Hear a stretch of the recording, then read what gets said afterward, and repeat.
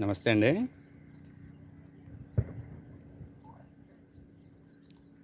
గడిమేట్లో ఒడ్డు రాలుతున్నాయండి.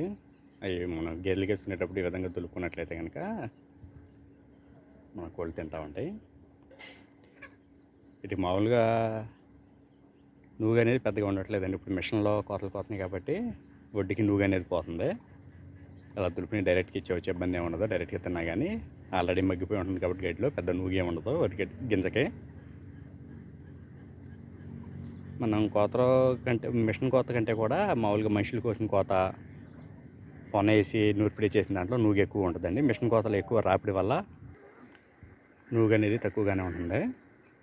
దీనివల్ల పెద్ద గురక సమస్యలు ఏమి ఉండవు. అదేవిధంగా ఇదివరకు అయితే మనుషులు కోసినప్పుడు అవి నూర్పిడి అనేది ట్రాక్టర్ తొక్కేది కాబట్టి నూగు అనేది ఎక్కువ ఉండేది. ఇప్పుడు మిషన్లో గడ్డితో పాటు ఇది కూడా రొటేట్ అవుతుంది కాబట్టి నూగు అనేది చాలా వరకు ఊడిపోతుంది. మనం కొత్త వడ్డు అయితే కొంతవరకు దంచి పీనిచ్చుకోవడం బెటరు. ఈ విధంగా గడ్డిలో వచ్చినవి అయితే చాలా మట్టుకి నూగు ఊడిపోతూ ఉంటుంది. పెద్ద ఇబ్బంది ఏమి ఉండదండి, డైరెక్ట్గా తినొచ్చు. మనం గడ్డిలో కనుక ఈ విధంగా ఒడ్డు దులిపేసుకుని వేసుకున్నట్లయితే కనుక కోళ్ళు ఎరుగు తినేది.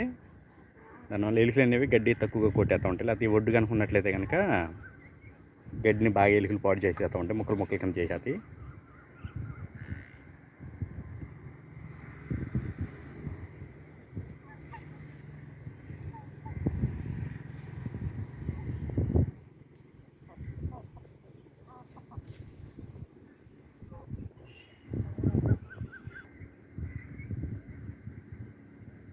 దాని తర్వాత ఒకటి వచ్చి అక్కడ రాళ్ళని ఒడ్డు తింటా ఉంటే మనం సాటను దులిపేసినట్లయితే గేదెలకి మన గేదెలు గడ్డి వేసుకునేటప్పుడు ఒడ్డు దులుపుకుంటూ ఉంటే ఒక సాటను పోకింద ఉంటాయి. ఈ విధంగా వచ్చి కోళ్ళు తినేస్తూ ఉంటాయి. ఆ గడ్డి మనం దులుపుకుని వేసుకోవడం వల్ల ఉపయోగం ఏంటంటే ఇక్కడ ఒడ్డు రాలిపోతాయి. దానివల్ల గేదెలకి వేసిన గడ్డి దగ్గర ఒడ్డు ఉండవు. అప్పుడు మనం కనుక ఇలా దులిపేయకపోతే గేదెల దగ్గర అక్కడ ఒడ్డు రాలుతాయి. వాళ్ళ పిల్లలు కూడా కనుక గేదెల కాళ్ళలోకి వెళ్ళిపోతే ఒకసారి గేదెలు ఏం చేస్తాయంటే పిల్లల్ని తొక్కేస్తూ ఉంటాయి. అందువల్ల మనం గడ్డి మీటల దగ్గరే కనుక గడ్డి ఇలా దులిపికుని వేసుకున్నట్లయితే కనుక ఒడ్డు ఎక్కడ రాలిపోతూ ఉంటాయి, కోళ్ళు ఎక్కడ ఎరుగు తింటూ ఉంటాయి.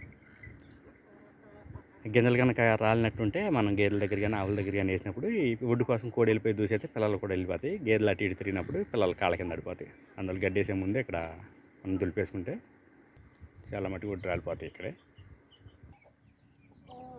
తాగడానికి నీళ్ళు ఎప్పటికప్పుడు అందుబాటులో ఉంచుకోండి. ఎండలు ఎక్కువగా ఉంటున్నాయి కాబట్టి నీరు ఫ్రెష్గా ఎప్పటికప్పుడు కడుక్కుని శుభ్రంగా చల్లటి నీళ్ళు పెట్టుకోండి. చల్లటి నీళ్ళు అందుబాటులో చెట్లు నీళ్ళు పెట్టుకోవడం వల్ల ఈ విధంగా నీరు ఎప్పటికప్పుడు మార్చుకుంటూ ఉండండి. ఆ నీళ్ళు వేడైతే కనుక కోళ్ళకి మళ్ళీ ఇబ్బందిగా ఉంటుంది. ఎప్పటికప్పుడు నీళ్ళు ఫ్రెష్ నీళ్ళు పెట్టుకుంటూ ఉండండి.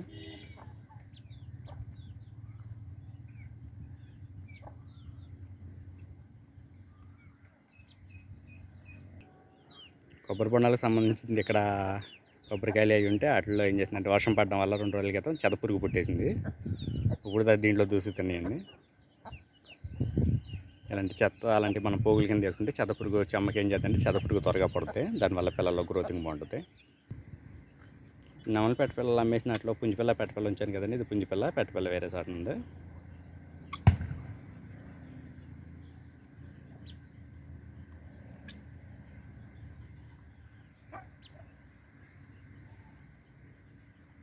ఇంకా తోక రాలా, తోక వస్తే పిల్ల కనపడుతుంది. సైజు పిల్ల, తోక పూర్తిగా సజ్జలో ఉంది. ఈ పెట్టే కూడా 2 పిల్లలు ఉంచానండి దీని దగ్గర.